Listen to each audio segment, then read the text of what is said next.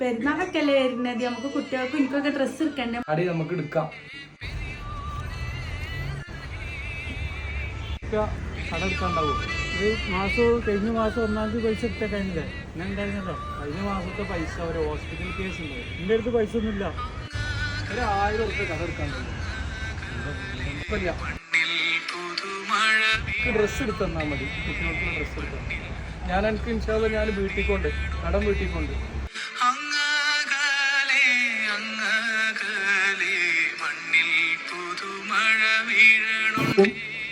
കുട്ടികൾക്കും എനിക്കുള്ള ഡ്രസ്സ് ഇടാം.